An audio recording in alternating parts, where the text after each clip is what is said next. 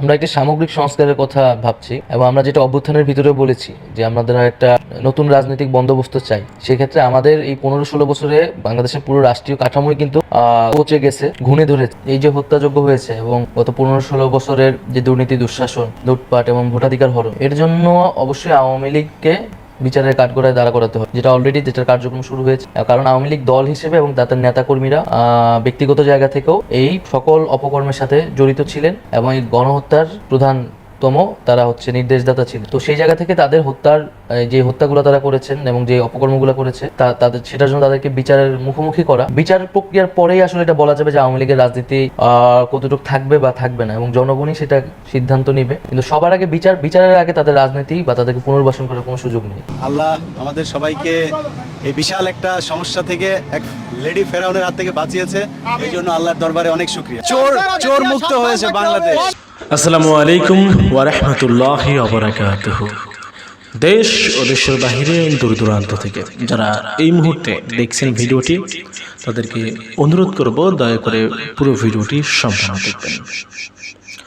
প্রিয় দর্শক শ্রোতা মণ্ডলী, খুবই গুরুত্বপূর্ণ ইম্পর্টেন্ট ভিডিও নিয়ে হাজির হয়েছি আপনাদের মাঝে।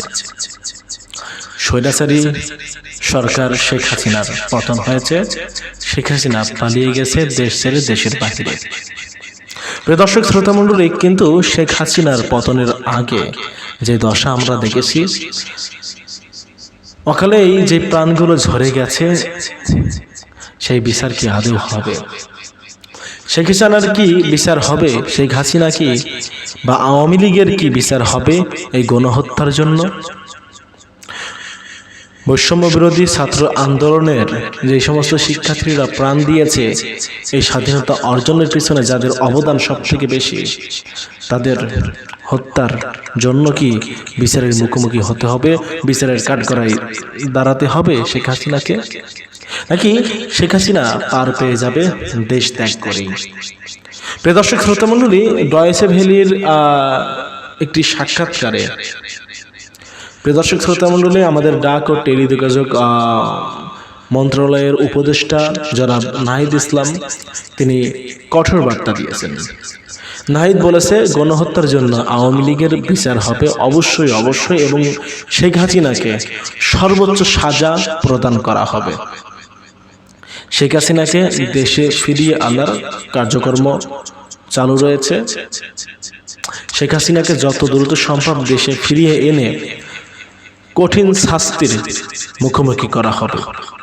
শেখ হাসিনা দেশ ছেড়ে পালিয়ে বাঁচতে পারবে না, তাকে বিচারের মুখোমুখি হতেই হবে, বিচারের কাঠগড়ায় দাঁড়াতে হবে, এবং আওয়ামী লীগ কখনোই পুনর্বাসন করা হবে না। নাহিদ ইসলামের এই বার্তা নিয়ে এখন তোলপাড় রাজনৈতিক অঙ্গন। প্রিয় দর্শক শ্রোতা মণ্ডলী, ডাক ও টেলিযোগাযোগ উপদেষ্টা আর নাহিদ ইসলাম কি বলল শেখ হাসিনা এবং আওয়ামী লীগের এই গণহত্যা নিয়ে, তাদের কি বিচার হবে, কি সাজা প্রদান করা হবে, সেই সমস্ত বিষয় নিয়ে আমরা ডয়েচে ভেলের সেই সাক্ষাৎকারটা দেখব, তারপরে কথা বলবো। দর্শক সবাইকে স্বাগত জানাচ্ছি ডয়েচে ভেলে বাংলার এই বিশেষ সাক্ষাৎকারে। আমি আছি আপনাদের সঙ্গে জুবাইর আহমেদ, আমার সঙ্গে আছেন জনাব নাহিদ ইসলাম। তিনি বাংলাদেশের যে এখন যে অন্তর্বর্তীকালীন সরকার, সেই সরকারের ডাক, টেলিযোগাযোগ ও তথ্য প্রযুক্তি মন্ত্রণালয় এবং তথ্য সম্প্রচার মন্ত্রণালয়ের উপদেষ্টা, এবং তিনি বৈষম্য বিরোধী যে ছাত্র আন্দোলন, সেই আন্দোলনের প্রধান সমন্বয়ক ছিলেন। আপনাকে স্বাগত। ধন্যবাদ। আমি আসলে প্রথমে যে প্রশ্নটি দিয়ে আপনার কাছে আসতে চাই সেটি হচ্ছে যে, আপনি একটি গণ আন্দোলনের রূপ নিল যেটি, এবং সেটি গণ অভ্যুত্থানের রূপ নিল, এবং সেখানে আপনি প্রধান সমন্বয়কের ভূমিকা পালন করেন, এবং তারপরে এখন যে অন্তর্বর্তীকাল, এবং তাতে যেটি হলো যে পূর্ববর্তী যে সরকার, সেই সরকারের পতন হলো। তারপরে সেখান থেকে আপনি এখন পরবর্তী যে অন্তর্বর্তীকালীন সরকার, সেই সরকারের অংশ হলেন। এই যে দুটি রোল, এই দুটি রোলের মধ্যে আপনি কীভাবে পার্থক্য দেখেন, এবং সেইখানে আসলে কাজ করতে গিয়ে আপনি কি কোনো এই নিরপেক্ষতাটা কীভাবে আপনি নিশ্চিত করেন? দেখুন, আমরা এটা ফ্যাসিজমের বিরুদ্ধে এই অভ্যুত্থান করেছি, এবং এই অভ্যুত্থানের যে প্রতিশ্রুতি, সেই প্রতিশ্রুতিগুলো নিয়ে কিন্তু আমরা সরকারে এসেছি। ফলে আমাদের ভূমিকা সরকারের, আমরা যখন রাজপথে ছিলাম, এখন সরকারে আছি, ভূমিকাটা কিন্তু একই থাকছে, উদ্দেশ্য এবং লক্ষ্যটা একই থাকছে, যে আমরা এই ফ্যাসিস্ট যে কাঠামো, সেই কাঠামোকে বিলোপ করে একটি নতুন বাংলাদেশ করতে চাই, যেখানে সামাজিক ন্যায় বিচার ও গণতন্ত্র নিশ্চিত থাকবে। তো আমরা সরকারে থেকেও সেই একই কাজটি করছি, হয়তো আমাদের পদ্ধতিটি আলাদা হয়েছে, কিন্তু আমাদের ভূমিকা এবং লক্ষ্য উদ্দেশ্য কিন্তু একই রয়েছে। আচ্ছা, সেই ক্ষেত্রে আমি এই বিষয়ে সরকার কিভাবে কাজ করছেন আপনারা, আমি এই বিষয়টিতে আসছি। তার আগে আমি একটু জানতে চাই যে আপনারা মানে এই যে আন্দোলনে যারা মারা গেলেন এবং হচ্ছে যারা আহত হয়েছেন তার সেটা নিয়ে একটি ডেটাবেস করার কথা, সে কাজটা কতটুকু চলছে? আমাদের স্বাস্থ্য মন্ত্রণালয় থেকে একটি কমিটি করা হয়েছে যেখানে বৈষম্যবিরোধী আন্দোলনের সদস্যরাও রয়েছে। তারা আহতদের নিয়ে কাজ করতেছে, শহীদদের তালিকা প্রণয়ন করতেছে, এটি প্রায় শেষের দিকে। এবং যে ফাউন্ডেশন, সেই ফাউন্ডেশনটিও এই তালিকার কাজের সাথে যুক্ত আছে। আশা করি খুব দ্রুত সময়ের মধ্যেই এই তালিকাটি প্রকাশিত হবে। এইবার একটু আপনি মানে এই সরকারের যেহেতু একটি ম্যান্ডেট বা উদ্দেশ্য হচ্ছে একটি সংস্কারমূলক একটা প্রক্রিয়ার মধ্যে দিয়ে যাওয়া এবং তারপরে নির্বাচন, তো এই মানে বিষয়টা একটু যদি বলেন যে আপনি নিজে তরুণদের প্রতিনিধি হিসেবে এই সংস্কারের জায়গা থেকে আপনি কি কি পরামর্শ দিচ্ছেন এবং সরকার আসলে কি ধরনের সংস্কারের জায়গাগুলো নিয়ে কাজ করছে? আমরা একটি সামগ্রিক সংস্কারের কথা ভাবছি এবং আমরা যেটা অভ্যুত্থানের ভিতরেও বলেছি যে আমাদের একটা নতুন রাজনৈতিক বন্দোবস্ত চাই। সেক্ষেত্রে আমাদের এই 15-16 বছরে বাংলাদেশের পুরো রাষ্ট্রীয় কাঠামোই কিন্তু পচে গেছে, ঘুণে ধরেছে। সেক্ষেত্রে সামগ্রিকভাবে যদি আমি সকল সেক্টরে সংস্কার করতে না পারি তাহলে আসলে সমস্যার সমাধান হবে না। সেই জায়গা থেকে আমাদের পুলিশ প্রশাসন, নির্বাচন কমিশন এবং অবশ্যই প্রধানত সংবিধান থেকে শুরু করে সকল ক্ষেত্রে আমরা সেই সকল ক্ষেত্রের অভিজ্ঞ এবং এক্সপার্টদের সংস্কারের কথা বলছি। জনগণের বিভিন্ন অংশের সাথে আলাপ আলোচনা চলছে, রাজনৈতিক দলগুলোর সাথে আলোচনা চলছে এবং আমাদের নিজেদেরও বোঝাপড়া চলছে। সামগ্রিকভাবে সবার থেকে পরামর্শ নিয়ে আমরা একটা রূপরেখা প্রণয়নের কাজ চলতেছে। আচ্ছা, এর মধ্যে তো আপনারা বেশ কিছু রাজনৈতিক দলের সঙ্গে কথাও বলেছেন। আইন শৃঙ্খলা পরিস্থিতি নতুন মানে যেহেতু একটা পরিস্থিতি তৈরি হয়েছিল সেটাকে রিইনস্টেট করা, এই বিষয়গুলো নিয়ে কাজ করেছেন। তো মানে মানে বিষয়টা হচ্ছে যে পুলিশে আস্থা ফেরানো, জনগণের মধ্যে একটা নিরাপত্তার জায়গা তৈরি করা, এই বিষয়গুলো নিয়ে আপনি মানে কতটা আসলে কাজ করতে পারছেন এবং কতটা মানে সেটা ফিরেছে বলে আপনার মনে হয়? আইন শৃঙ্খলা পরিস্থিতি অনেকটাই ফিরে এসেছে, তারপরেও পুলিশের এখনও সেই আত্মবিশ্বাসটি আসেনি এবং যেহেতু পুলিশেও আসলে সংস্কার প্রয়োজন এবং যেভাবে তারা রাজনৈতিকভাবে ব্যবহার হয়েছে, পুলিশ বাহিনীও এখন আসলে তাদের নিজেদের সংস্কার চাচ্ছে যাতে এরকম করে আর কখনো রাজনৈতিকভাবে তাদেরকে ব্যবহার করা না যায় এবং জনগণের বিপক্ষে তাদের দাঁড়াতে না হয়। ফলে পুরো প্রতিষ্ঠানটি একটি ইমেজ সংকটের ভিতর দিয়ে আছে। এ কারণে এখনও পুলিশের যে ভূমিকা, সেই ভূমিকায় পুলিশকে এখনও পুরোপুরি নিয়ে আসা যায়নি। এখনও পুরো পুলিশ বাহিনী সবাই কাজে যোগদান করেনি, তবে বেশিরভাগই যোগদান করেছেন এবং ধীরে ধীরে আইন শৃঙ্খলা পরিস্থিতি ঠিক দিকে যাচ্ছে আর কি। আপনি মানে একটা রাজনৈতিক বন্দোবস্তের কথা বললেন, মানে সেটা আসলে নিশ্চিত করবেন কীভাবে? আমার মানে প্রশ্নটা এই জায়গায় যে একটা হচ্ছে যে আপনি রাষ্ট্রীয় যে ইনস্টিটিউশন সেই জায়গাগুলোতে কিছু সংস্কারের কাজ আপনারা হয়তো করবেন, কিন্তু যেই আমাদের যে সংস্কৃতি, রাজনৈতিক সংস্কৃতি মাঠে যেটা এতদিন ধরে হয়ে আসছে, তো সেই জায়গায় আসলে সংস্কার বা সেই জায়গায় পরিবর্তন, নতুন যে বন্দোবস্তের কথা বলছেন সেটা আসলে কীভাবে আপনারা মানে নিশ্চিত করবেন বা করার? দেখেন, রাষ্ট্রের জায়গা থেকে বা সরকারের জায়গা থেকে সব কিছু করা সম্ভব নয় এবং এই ফ্যাসিবাদ কিন্তু কেবল রাষ্ট্রীয় ফ্যাসিবাদ নয়, তার একটা সামাজিক তাৎপর্য রয়েছে। সমাজেও কিন্তু এই ফ্যাসিবাদ রয়ে গেছে। তো আপনি যদি সেই সমাজে পরিবর্তন না আনতে পারেন এবং রাজনৈতিক সংস্কৃতিতে পরিবর্তন না আনতে পারেন তাহলে কিন্তু এই ফ্যাসিবাদ থেকে আমরা দীর্ঘমেয়াদী মুক্তি পাবো না। তো যেহেতু আমাদের সমাজের ভিতরে একটা নতুন জাগরণ তৈরি হয়েছে, মানুষের ভিতরে চিন্তাভাবনা এসেছে, মানুষ একটা নতুন রাজনীতির কথা ভাবছে, ফলে আমাদের কিন্তু একটা নতুন ধরনের চুক্তিতে যেতে হবে আসলে, যে আমরা আসলে কেমন রাষ্ট্রটা চাই, আমাদের সমাজে আসলে রাজনীতির ধরনটা কি হবে, কারা রাজনীতি করতে পারবে এবং কারা করতে পারবে না। তো এই বিষয়টাকে আমরা বলতেছি একটা নিউ পলিটিক্যাল সেটেলমেন্টে আমাদের যেতে হবে, যে আমাদের ফ্যাসিস্ট শক্তিকে আমরা আসলে সমাজে কিভাবে তাদেরকে বিলোপ করব এবং একটা গণতান্ত্রিক সংস্কৃতি কিভাবে আমরা প্রতিষ্ঠা করব। তো সেই বিষয়ে তো আমাদের সরকার, রাষ্ট্র এবং সমাজের সব দিক থেকে কিন্তু আমাদের একটা নতুন বোঝাপড়ায় যেতে হবে। আপনার কি মনে হয় যে আমাদের যে নির্বাচন ব্যবস্থা সেইখানে কোনো পরিবর্তনের প্রয়োজন আছে? অবশ্যই নির্বাচন ব্যবস্থা নিয়েও কিন্তু সবাই কথা বলছে, সংখ্যানুপাতিক নির্বাচনের কথা আছে। তো এবং আমাদের গত 50 বছরের যে নির্বাচনগুলো হয়েছে সেগুলো আমাদের পর্যালোচনা করা প্রয়োজন এবং বর্তমান বিশ্বে আসলে যে ধরনের নির্বাচন ব্যবস্থাগুলো আছে সেগুলোর মধ্যে আমাদের যেটা গ্রহণযোগ্য, যৌক্তিক এক নির্বাচন ব্যবস্থার ভিতরে সংস্কার আনা যদি প্রয়োজন হয় সেটি আনা অবশ্যই প্রয়োজন। কারণ আমরা যেহেতু বলছি যে সামগ্রিকভাবে আমরা পরিবর্তন করা দরকার, তাই আমাদের যে কোনো সেক্টরই আমাদের যেহেতু এখন সুযোগ এসেছে, যেটা আমাদের প্রয়োজন এবং যেটা যৌক্তিক সেটা আমাদের অবশ্যই করতে হবে। আর মানে সেই ক্ষেত্রে যেহেতু নির্বাচনের প্রসঙ্গে আসছে, শিক্ষার্থীদের পক্ষ থেকে একটি রাজনৈতিক দল করার কথা বেশ কিছুদিন ধরে শোনা যাচ্ছিল, এবং এখন যদি আলোচনাটা একটু স্তীমিত, কিন্তু আমরা কিছুদিন আগেও খুব শুনছিলাম আর কি। এবং সেই ক্ষেত্রে মানে সেই রাজনৈতিক দল যেহেতু যারা সমন্বয়ক ছিলেন তাদের কাছেই প্রশ্নগুলো আসছে বারবার, তাই আপনার কাছে আমি করছি আবার, সেই রাজনৈতিক দলের ভাবনাটা এখন কোন পর্যায়ে আছে এবং আপনি আসলে ভবিষ্যতে রাজনীতিতে কিভাবে আসতে চান? রাজনৈতিক দলের কোনো ভাবনা বা কোনো বক্তব্য আসলে আমাদের থেকে যায়নি, বরং নানা পক্ষ থেকে এটি বলা হয়েছে বা জনগণের জায়গা থেকে হয়তো একটা আকাঙ্ক্ষা আছে। কিন্তু আমরা বলেছি যে এখন আসলে রাজনৈতিক দল গঠনের সময় নয়, এখন আসলে দেশ গঠনের সময়। আমাদের শিক্ষার্থী প্রতিনিধির জায়গা থেকে আমরা সরকারে আছি, আমাদের বাইরে যারা আছে তারাও কাজ করে যাচ্ছে। ফলে আমাদের একটা ন্যাশনাল যেই ইউনিটি তৈরি হয়েছে এই গণঅভ্যুত্থানকে কেন্দ্র করে, সেই ঐক্যটাকে ধরে রাখতে হবে, ধরে রেখে আমাদের দেশ গঠনের জন্য কাজ করতে হবে। যখন নির্বাচন আসবে তখন আসলে রাজনৈতিক দলের প্রশ্নটি আসবে এবং আমরা সেটি সেই সময়ের জন্যই ছেড়ে দিচ্ছি। এখন আমরা ছাত্রদের নেতৃত্বে সকলের ভিতরে ঐক্য বজায় রেখে দেশ গঠনের জন্য কাজ করতে চাচ্ছি। আর আপনার ভাবনাটা কি? আমি ব্যক্তিগতভাবে তো রাজনীতি করার ইচ্ছা ছিল, কিন্তু একটা অভ্যুত্থানের মধ্য দিয়ে জনগণকে সাথে নিয়ে জনগণের প্রতিনিধিত্ব হিসেবে আমি আজকে এখানে আসি। এটা রাজনীতি সেটা জনগণের উপরই আমি ছেড়ে দিচ্ছি। যদি জনগণ প্রত্যাশা করে বা আমার সেই ধরনের ভূমিকা রাখার সুযোগ থাকে, আমি সেটা ভবিষ্যতে রাখবো। আর রাজনীতিতে লেভেল প্লেইং ফিল্ডের বিষয়ে, সেই ক্ষেত্রে মানে আওয়ামী লীগ এখন আপনি জানেন যে তাদের পতন হয়েছে, তারা এখন কার্যত তারা মাঠে নেই। তো ভবিষ্যতে রাজনীতিতে তাদের অবস্থান কি হবে? প্রথমত এই যে হত্যাযজ্ঞ হয়েছে এবং গত 15-16 বছরের যে দুর্নীতি, দুঃশাসন, লুটপাট এবং ভোটাধিকার হরণ, এর জন্য অবশ্যই আওয়ামী লীগকে বিচারের কাঠগড়ায় দাঁড়া করাতে হবে, যেটার কার্যক্রম শুরু হয়েছে। কারণ আওয়ামী লীগ দল হিসেবে এবং তাদের নেতাকর্মীরা ব্যক্তিগত জায়গা থেকেও এই সকল অপকর্মের সাথে জড়িত ছিলেন এবং এই গণহত্যার প্রধানতম তারা নির্দেশদাতা ছিলেন। তো সেই জায়গা থেকে তাদের যে হত্যাগুলো তারা করেছেন এবং যে অপকর্মগুলো করেছে সেটার জন্য তাদেরকে বিচারের মুখোমুখি করা, বিচার প্রক্রিয়ার পরেই আসলে এটা বলা যাবে যে আওয়ামী লীগের রাজনীতি কতটুকু থাকবে বা থাকবে না, এবং জনগণই সেটা সিদ্ধান্ত নেবে। কিন্তু সবার আগে বিচারের আগে তাদের রাজনীতি বা তাদেরকে পুনর্বাসন করার কোনো সুযোগ নেই।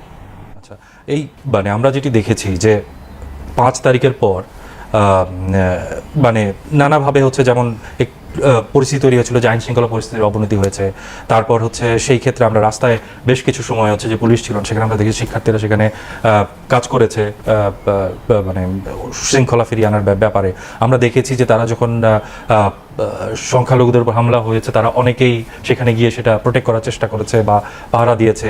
ডাকাতের একটি বিষয়ে তৈরি হয়েছিল সিচুয়েশন, সেখানে তারা গিয়েছে। তো এরকম বিভিন্ন সময়ে তারা আসলে এগিয়ে এসেছে, কিন্তু একই সঙ্গে কিছু কিছু ঘটনায় আমরা দেখেছি যে কিছু প্রশ্ন উঠেছে। তো এই ধরনের ঘটনাগুলো সেটি মানে আপনাদের যে কাজ সেটার প্রতিও প্রশ্ন মানে এক ধরনের প্রশ্ন তোলার একটা সুযোগ তৈরি করে দেয়। সেই জায়গাগুলোকে আপনারা কিভাবে কারেকশন করছেন বা করেন? আমরা তো আমাদের প্রত্যেকটি বিষয়ই কিন্তু আমাদের যারা আন্দোলনকারী রয়েছে তারা যে ব্যবস্থা নিয়েছে এবং বক্তব্য দিয়েছে। যারা দুর্নীতি বা যারা চাঁদাবাজ, সেটা যে নামে কোনো রাজনৈতিক দল বা আন্দোলনকারীদের নামে করা হোক না কেন, আমরা তার সুস্পষ্টভাবে তার বিরোধিতা করেছি এবং তাদের বিরুদ্ধে ব্যবস্থা নেওয়ার জন্য বলেছি। এবং বিভিন্ন জায়গায় আসলে আন্দোলনকারীদের নাম ব্যবহার করে অনেক ধরনের দুর্ঘটনা ঘটানো হয়েছে। আমরা বলেছি যে সেই ধরনের ঘটনার সাথে কিন্তু এই আন্দোলনকারীদের কোনো সম্পর্ক নেই। যারা এটি করে থাকুক না কেন তাদের বিরুদ্ধে যাতে ব্যবস্থা নেওয়া হোক। তো এখন যেহেতু দেশে একটা পরিস্থিতি যাচ্ছে, যেমন শিক্ষার্থীরা এখনও মাঠে আছে এবং একটা ভূমিকা পালন করছে, সেই জায়গা থেকে এরকম কিছু ঘটনা ঘটছে। তবে একটা চাঁদাবাজি বা দখলদারিত্বের একটা কিন্তু বড় ঘটনা ঘটছে আমাদের রাজনৈতিক দলের নেতাকর্মীদের দ্বারা। আমরা সেই বিষয়ে কিন্তু স্পষ্টভাবে বলেছি যে তাদের বিরুদ্ধে যাতে ব্যবস্থা নেওয়া হয়। আশা করি যে খুব দ্রুত সময়ের মধ্যেই আমরা আইন শৃঙ্খলা পরিস্থিতি যখন আরও অনুকূলে আসবে তখন এই ঘটনাগুলো ঘটবে না, এবং সারা দেশেই বৈষম্যবিরোধী ছাত্র আন্দোলনের যারা মাঠে আছে তারা সাংগঠনিকভাবে কার্যক্রম করছে এবং পুরো আন্দোলনকারী যারা আছে, স্টুডেন্ট কমিউনিটি আছে, তাদেরকে নতুন করে সংগঠিত করছে, যাতে এই ধরনের ঘটনাগুলো না ঘটে আন্দোলনকারীদের পক্ষ থেকে, বা ঘটলেও তাদের বিরুদ্ধে যাতে ব্যবস্থা এবং জবাবদিহিতা করানো যায়। আচ্ছা, আপনার মন্ত্রণালয়ে, আপনি তো তথ্য মন্ত্রণালয়ে আছেন, মানে যেই কয়েকটি বিষয় নিয়ে আসলে সাংবাদিকদের মধ্যে একটা বিষয় একটা আছে, তার মধ্যে একটি হচ্ছে ডিজিটাল সিকিউরিটি অ্যাক্ট। এই আইনের জায়গা থেকে মানে এরকম বেশ কিছু আইন আছে যেগুলো নিয়ে হচ্ছে নানা সময় আমরা দেখেছি যে সংবাদকর্মীরা তারা নানান রকমের প্রশ্ন তুলেছেন, এবং একই সঙ্গে ঔপনিবেশিক আমলের আরও বেশ কিছু আইন যেগুলো আসলে সাংবাদিকদের বিরুদ্ধেও ব্যবহার করা হয়েছে। তো এই আইনগুলো নিয়ে আপনাদের কোনো ভাবনা আছে কিনা যেগুলোকে কারেকশন করা? কারণ নানান রকমের এই প্রস্তাব বা আলোচনা এর আগেও হয়েছে এগুলো নিয়ে, কিন্তু আসলে ফাইনালি আমরা কোনো আউটপুট বা সেইভাবে দেখিনি। আমি যেটা দায়িত্ব নেওয়ার প্রথম দিনই এটা বলেছি যে গণমাধ্যমের স্বাধীনতা বিঘ্ন ঘটে এই ধরনের আইন বা ধারাগুলো আমরা বাতিল অথবা সংশোধন করব, এবং সাইবার সিকিউরিটি অ্যাক্ট নিয়েও অলরেডি কাজ শুরু হয়েছে এবং আইন মন্ত্রণালয়ের পক্ষ থেকেও কিন্তু এই কথাটি বলা হয়েছে। এবং গণমাধ্যমের স্বাধীনতা এবং মানবাধিকার বিরোধী যে আইন বা ধারাগুলো রয়েছে ওগুলো আমরা অবশ্যই বাতিল করব। আমরা দেখছি যে এখন অনেক মামলাও হচ্ছে, তো এই মামলাগুলোর বিষয়ে আপনাদের মতামত কি, এবং মানে এগুলোর একটু যাচাই বাছাই বা মামলা নেয়া না নেয়ার ক্ষেত্রে কোনো ধরনের যাচাই বাছাইয়ের সুযোগ আছে কিনা? আসলে এখানে অনেকগুলো মামলা হয়েছে, যেই মামলাগুলা নিয়ে প্রশ্ন উঠেছে, সমালোচনা হয়েছে। আমরা এই বিষয়টি নিয়ে আলোচনা করেছি আমাদের ক্যাবিনেটে, এবং এই সুস্পষ্ট নির্দেশনা দেওয়া হয়েছে যে যার বিরুদ্ধে যতটুকু অভিযোগ সেই অভিযোগের মাধ্যমেই যাতে তাদের বিরুদ্ধে ব্যবস্থা নেওয়া হয়, এবং সবাইকে খুনের মামলা দেওয়া কোনো প্রয়োজনীয়তা নেই। সেই মামলাগুলো যেগুলোর যৌক্তিকতা নেই সেগুলো প্রত্যাহার করা হবে। কেউ নিরপরাধী থাকলে তাকে মামলা থেকে রেহাই দেওয়া হবে, অথবা যার যতটুকু অভিযোগ যার বিরুদ্ধে সেটা তদন্তের ভিত্তিতে তার বিরুদ্ধে সেই অনুযায়ী মামলা বা ব্যবস্থা গ্রহণ করা হবে। আচ্ছা আচ্ছা।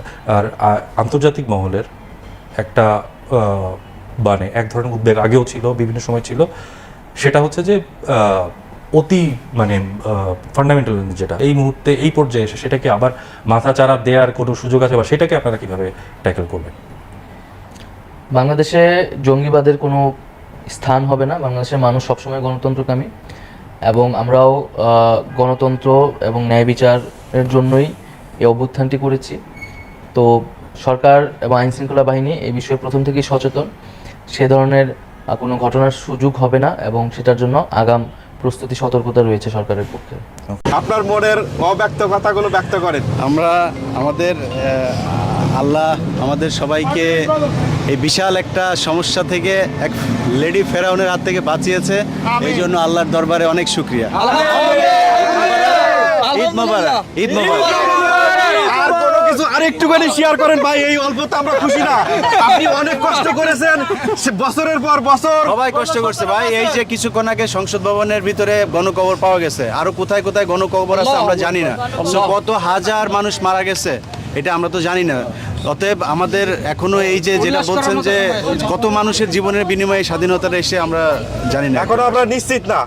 এখনো অনেক আপনার চ্যানেল অনেকে দেখে একটা কথা বলে দেই, বলেন। সেটা হচ্ছে যে অনেক জায়গাতে এই আওয়ামী লীগ এবং রয়ের যে গোয়েন্দা সংস্থা আছে তারা সংখ্যালঘুদের বাড়ি ঘরে হামলা চালায় তারপরে এই মুসলমানদের উপরে দোষ দেওয়ার একটা চেষ্টা করতে পারে। সো আমি বলবো যে মুসলমানদের এলাকায় যেসব সংখ্যালঘু আছে আপনারা প্রয়োজনে তাদের বাড়িঘর তাদের মন্দিরগুলো পাহারা দিবেন। যদি আওয়ামী লীগ করে যা মনে চায় তাই করেন।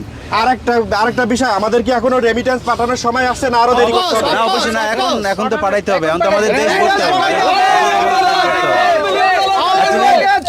চোর মুক্ত হয়েছে বাংলাদেশ, চোর মুক্ত হয়েছে। এখন আমরা চোর মুক্ত হয়েছে, কিন্তু উনি যে সেনাবাহিনী রেখে গেছে ওনাদের রয়্যাল এজেন্ট কেসে আছে কিনা আমরা জানি না। এখন কি আরো কি দেরি করা উচিত? এগুলি নিয়ে এখনো এগুলি বলার সময় আসে নাই, সময় আসুক তারপরে ইনশাআল্লাহ বলবো। Thank you so much. আনন্দের মধ্যে আছি, ঈদ মোবারক, ঈদ কাটাইতেছি আমরা। আজকে 9 বছর ঈদ করতে পারি নাই, 9 বছর ঈদ করতে পারি নাই, সেই 9 বছরের ঈদ আজকে করতে। ইলিয়াস ভাই দেশে যাবে কখন? আমরা ইনশাআল্লাহ আমরা প্রবাসীরা দেশ করে দিব। আমরা সবাই একসাথে যাব, বাংলাদেশ দেশ আমরা করে দিব ইনশাআল্লাহ। প্রবাসীরা করে দিব, আমরা করে দেব ইনশাআল্লাহ ইনশাআল্লাহ ইনশাআল্লাহ।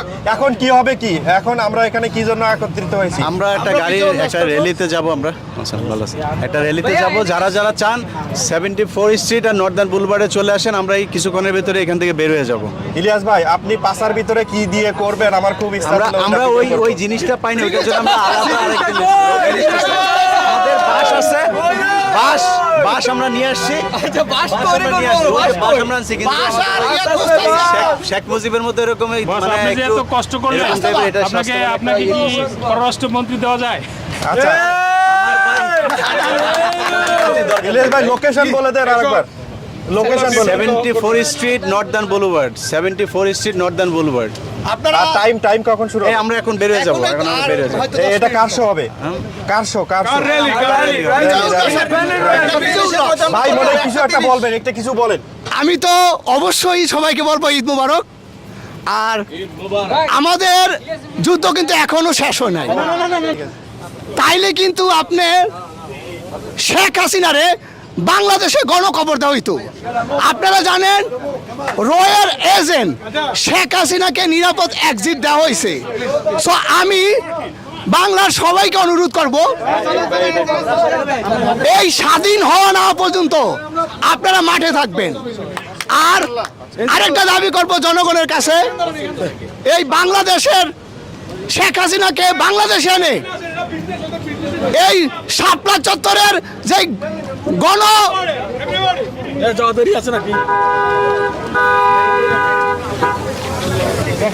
শাপলা চত্বরে যে গণহত্যা হয়েছে, আর এই বছর 2000 জুলাইতে যে গণহত্যা হয়েছে, এর বিচার হবে, এর বিচার করতে হবে। Thank you. আগামীতে যেই সরকার আসুক সেই সরকারই করতে হবে। সবাই বলবে ভাই খুশি হয়েছেন না? ইনশাল্লাহ ঈদ মুবারক, বিজয় আমাদের, বিজয় বাংলাদেশের 18 কোটি মানুষের খুশি হয়েছে। হয়েছেন? আমি দেখি না হ্যাঁ 1971 সালের বিজয়, বাট 2024-এ পুলা আন্দাজ দেখাই দিল আমাদের ছাত্র ভাইরা, খুব খুশি হয়েছে। Thank you. আপুরা কষ্ট করে আসছেন, খুশি হয়েছে নাকি? খুশি, এই খুশি তো রাখার জায়গায় নাই, এত খুশি। কিন্তু Thank you. দুঃখ একটাই, আমাদের সোনা বাবা মারা যে আমাদের জন্য এত বড় একটা জিনিস উপহার দিল, ওদের জন্য অনেক অনেক ধন্যবাদ। আর যারা চলে গেছে তাদের জন্য তাদের আত্মার দেখি আমাদের আরেকজন আপু আছে, খুশি হয়েছেন কিনা? খুশি, আমাদের দেশ নতুন করে স্বাধীন হয়েছে, এটা শুধু বলতে চাই আমাদের ছেলেরা পারে। Thank you. আপনারা জানেন যে আমরা ছাত্র জনতার ঐক্যবদ্ধ আন্দোলন বা বিপ্লবের মাধ্যমে সেকেন্ড ইন্ডিপেন্ডেন্স বা দ্বিতীয় স্বাধীনতা আমরা পেয়েছি। বাংলাদেশের ইতিহাসের সবচেয়ে ব্রুটাল গণহত্যাকারী এবং স্বৈরাচার, তাকে হটিয়ে নতুন বাংলাদেশের জন্ম হয়েছে। সেই বাংলাদেশকে নিয়ে ষড়যন্ত্রে লিপ্ত ভয়ঙ্কর পরাজিত শক্তি, ভারতীয় এজেন্ট এবং পালিয়ে যাওয়া সেই নেত্রী, দেশ বিরোধী গণশত্রু শেখ হাসিনা। সেরকম একটি আমরা জানি, সেটা ভারতে গিয়ে সেটা প্রতিনিয়ত বাংলাদেশটাকে ডিস্টেবিলাইজ করার জন্য বসে আছে। প্রথমে পানি ছেড়ে দিয়েছিল ভারতের মাধ্যমে, অর্থাৎ পানি যুদ্ধ ঘোষণা করেছে ভারতকে দিয়ে, সফল হয় নাই সেটা, ধ্বংস কিছুটা অবশ্যই ক্ষতিগ্রস্ত হয়েছে। বাট বাংলাদেশের মানুষকে এই সুযোগে কতটা ঐক্য হতে পারে, ঐক্যবদ্ধ হতে পারে, সেটা ভারত দেখেছে, সারা পৃথিবী দেখেছে, সেখানেও তারা ফেল করেছে। তারপরে যারা শেখ হাসিনা যাওয়ার পরে শুরু হলো সাম্প্রদায়িক সমস্যা, অর্থাৎ হিন্দুদেরকে দিয়ে তাদেরকে ইউজ করে বাংলাদেশ বিরোধী প্রচারণা। ডক্টর মোহাম্মদ ইউনূসের জন্য বাংলাদেশকে তালেবানি রাষ্ট্র বা ধর্মীয় উগ্রবাদের রাষ্ট্র হিসাবে আখ্যায়িত করার চেষ্টা করেও ব্যর্থ হচ্ছে শুধুমাত্র ডক্টর মোহাম্মদ ইউনূসের, উনার যে ক্রেডিবিলিটি আছে সারা বিশ্বের কাছে, পানি পায়নি কোনো জায়গাতেই, সেই ষড়যন্ত্র নস্যাৎ হয়েছে। বাট বসে নেই শেখ হাসিনা এবং শেখ হাসিনার এই মাস্টার ভারতীয়রা। সেমন একটি রিপোর্ট করেছে, এটা আমরা জানি আর আমরা বারবার বলে দিচ্ছি, কিন্তু বাংলাদেশ যতক্ষণ পর্যন্ত ভারতকে মোকাবেলা করতে না পারবে শান্তিতে থাকতে পারবে না, তারা শান্তিতে থাকতে দিবে না, দেয়নি কখনো। শেখ হাসিনার আজকের এই পরিণতি আওয়ামী লীগের এই পরিণতির অন্যতম কারিগর শেখ হাসিনার একঘেয়েমিতা এবং ভারতীয় ষড়যন্ত্র। LaGuardia is in Washington. LaGuardia is in Queens. LaGuardia is in Bronx. It is in Mexico. LaGuardia is in Bronx. No, it is in Queens. LaGuardia is in Washington. No, Baba. Radio on live. You're gonna go shut the door. What? To Washington International Airport. Okay, so আমরা এই কথাটাই বলছিলাম এবং সবসময় বলে থাকি। তেমনই একটা রিপোর্ট করেছে, ভয়ঙ্কর রিপোর্ট, বাংলা ভিশন, অর্থাৎ দেশকে অস্থিতিশীল করতে দিল্লিতে বসে যেসব চালছেন শেখ হাসিনা। আমি বাংলাদেশের মানুষ যারা আছেন, বি কেয়ারফুল গাইস, মনে করবেন না স্বাধীনতা অর্জন করেছে আমরা, সব শেষ। যতক্ষণ শেখ হাসিনা এবং তার সাথে ষড়যন্ত্রকারীরা বসে আছে এবং একটি বাংলাদেশ কখনোই শান্তি থাকতে পারবে না। ঐক্যবদ্ধভাবে রুখতে হবে এদেরকে আমাদের। আমি এই রিপোর্টটা বাজাতে চাই আপনাদের উদ্দেশ্যে, যারা দেখেন নাই তারা দেখে নিন একটু। নতুন করে বাংলাদেশের ইতিহাস রচনা, এসেছে সংস্কারের সেপ্টেম্বর। তবে সহসাই এত শঙ্কাহীন হওয়ার সুযোগ বোধহয় নেই, অন্তত চলমান ইস্যুতে ভারতের অতি তৎপরতা তেমনটাই বার্তা দিচ্ছে। শেখ হাসিনাত্তর বাংলাদেশ নিয়ে ভারতীয় গোয়েন্দা সংস্থা র একের পর এক পরিকল্পনা বাস্তবায়ন করছে বলে রিপোর্ট করেছে জার্মানির বন ভিত্তিক সংবাদ মাধ্যম দ্য মিরর এশিয়া। পত্রিকাটির প্রতিবেদনে বলা হয়েছে, বাংলাদেশকে নিয়ে ভারতের প্রথম প্রজেক্ট 1 সেপ্টেম্বর থেকে 30 নভেম্বর পর্যন্ত সময়ের জন্য। এই প্রজেক্টের উদ্দেশ্য হলো ডক্টর ইউনূস সরকারের ওপর ইসলামপন্থীরা ভর করেছে এমন বয়ান হাজির করানো। প্রতিবেদনে বলা হয়, বাংলাদেশে আন্দোলনকারীদের সাথে হিজবুত তাহরির সংশ্লিষ্টতা প্রমাণ ও জনগণের মধ্যে ভয় তৈরি করার ব্যাপারে সবচেয়ে বেশি গুরুত্ব দেওয়া হচ্ছে। এক্ষেত্রে টার্গেট করা হচ্ছে তরুণ বামপন্থী নেতাদের। ইতিমধ্যে মার্কিন বিরোধী 3 জন বামপন্থী সাবেক ছাত্র নেতার সাথে দিল্লিতে কর্মরত একজন সাংবাদিক দীর্ঘ সময় কথা বলেছেন বলেও জানানো হয়। প্রতিবেদন এবং বলে রাখি, দিল্লিতে কর্মরত ওই সাংবাদিক শাবান মাহমুদ হওয়ার সম্ভাবনাটা 99.9%। শুনেন, এই মুহূর্তে ভারতের অগ্রাধিকার হলো তরুণদের কোনো দল গঠনের সুযোগ না দিয়ে বর্তমান সরকারকে অস্থিতিশীল করার চেষ্টা চালানো। ইতোমধ্যে রয়ের অভ্যন্তরে একটি উপগ্রুপ তৈরি করা হয়েছে, যার কাজ হচ্ছে বাংলাদেশের এই মিশন সম্পন্ন করা। এছাড়াও রয়েছে ভিক্টর 2 নামে একটি সেল, যেখানে বাংলাদেশ সম্পর্কিত সর্বশেষ সিদ্ধান্ত নেওয়া হচ্ছে। সমন্বয়ক হাসনাত ও সারজিৎ সহ ছাত্র নেতাদের ফেসবুক স্ট্যাটাসকে হিন্দি ও ইংরেজিতে অনুবাদ করে ভিক্টর 2 এর টেবিলে জমা দেওয়া হচ্ছে। মিরর এশিয়ার প্রতিবেদনে বলা হয়েছে, গত 16 জুলাই যখন হাসিনা সরকার শিক্ষার্থীদের দেখা মাত্র গুলির নির্দেশ দেন, তখন ধীরে ধীরে পরিস্থিতি সরকারের অনুকূলে চলে যায়। পরে শেখ হাসিনার বিশেষ অনুরোধ ও ভারতের নিরাপত্তা উপদেষ্টার সরাসরি তদারকিতে বাংলাদেশে র এর প্রশিক্ষণপ্রাপ্ত 400 কর্মকর্তা ঢাকায় যান। তাদের ভাষায়, কাশ্মীরি কায়দায় আন্দোলন দমন করে তারা দিল্লি ফেরেন 28 জুলাই। কিন্তু পরবর্তী পরিস্থিতি নিয়ে র অকিবহল ছিল না। প্রতিবেদনে বলা হয়, র 5 আগস্টের পর 10 আগস্ট সংখ্যালঘুদের সমাবেশের আড়ালে একটি প্রতিবিপ্লব করার পরিকল্পনা করে। তার জন্য বিপুল সংখ্যক ভারতীয় সাংবাদিকও সেদিন ঢাকায় উপস্থিত ছিলেন। সেটি ব্যর্থ হলে দ্বিতীয় কুর পরিকল্পনা করা হয় 15 আগস্ট, কিন্তু সেটিও ব্যর্থ হয়। রিপোর্টে বলা হয়েছে, হাসিনা বর্তমানে ভারতের অভ্যন্তরীণ গোয়েন্দা সংস্থা ইন্টেলিজেন্স ব্যুরোর সুরক্ষিত একটি ভবনে থাকছেন। সেখানেই বিভিন্ন হাই প্রোফাইল মিটিং করছেন তিনি। বাংলাদেশের সাবেক এই প্রধানমন্ত্রীর মনোবল ফিরিয়ে আনার জন্য তার সাথে নিয়মিত সাক্ষাৎ করছেন তার কন্যা সাইমা ওয়াজেদ পুতুল। ভারতেই শেখ হাসিনা দীর্ঘ সময় থাকবেন বলেই ধারণা করা হচ্ছে। মীর ফজলে রাব্বি, আন্দোলনকারীদের সাথে হিজবুত তাহরির। আপনারা রিপোর্টটা দেখলেন, আজকে ওঠার মতো। And absolutely, প্রত্যেকটা word by word, I agree with every word or sentence they put in this report. Absolutely. মনে রাখবেন, শেখ হাসিনার চেয়ে ভারতের মাথা ব্যথা বেশি। তার এমন বিপদে পড়ছে যে তাদের বিলিয়ন ডলারের মার্কেট বাংলাদেশ সবকিছু মধ্যে বিপন্নের পথে। দেশটাকে তারা মনে করেছিল তারা কন্ট্রোল নিয়ে গেছে, আমাদের নতুন প্রজন্মকে ধ্বংস করে দিয়েছে দীপুমণি মাধ্যমে। বাট আল্লাহ যাকে বাঁচাতে চায় তাকে মারে কে। এভাবে আমরা এখান থেকে উঠেছি। এবং এটা আমি ডক্টর মোহাম্মদ ইউনূস সরকার, আমি বলি আপনাদের সরকারে আমার মতো মানুষ দরকার এখন। সত্যতা বলি, আজকে আমি বলতে চাই, কারণ মনে রাখবেন, people like us, you need people like us so that we can tackle this stuff. যারা কথা বলতে পারবে, যারা কনভারসেশন এঙ্গেজ হতে পারবে পৃথিবীর যে কোনো মানুষের সাথে, এবং they know how to talk, how to deal, how to manage people. মনে রাখবেন, managing people is something different that you don't find anywhere, right? So এটা একটা ভয়ঙ্কর, এবং আমরা বারবার বলছি এবং সবাই বলি, আমরা যতক্ষণ ভারতের প্রেজেন্ট বাংলাদেশে আছে ততক্ষণ পর্যন্ত আপনি এই তাদের প্রেজেন্স থাকলে আপনি শান্তিতে থাকা বসবাস করতে দিবে না। এই দেশটাকে ডিস্টেবিলাইজ তারাই করেছে। আজকের আওয়ামী লীগের এই করুণ পরিণতির অন্যতম কারিগর ভারত। কারণ তারা, এটা আমি বলেছি কতবার, যে তারা কি চেয়েছিল, তার শেখ হাসিনাকে জনগণ থেকে বিচ্ছিন্ন করে। একজন বিডিআর লেফটেন্যান্ট কর্নেল উনি বলেছিলেন যে বাংলাদেশ বিষয়ে ভারতের রয়ের প্রথম, মানে ভারতীয় সরকারের প্রথম, মানে তাদের যে স্ট্র্যাটেজির অন্যতম হলো break it and make it. বাংলাদেশকে ব্রেক করে দেন, তারপরে মেক ইউর চান্স। এটাই ছিল তাদের, এটাই তারা করেছে, যে কারণে তারা শেখ হাসিনাকে ধ্বংস করে দিয়েছে, আওয়ামী লীগকে ধ্বংস করে দিয়েছে। সম্মানিত বন্ধুগণ, দর্শক শ্রোতা মণ্ডলী, আপনারা দেখতে পারলেন। এখন আপনারা আপনাদের মতামত অবশ্যই লিখে জানাবেন, কি বলতে চান আপনারা।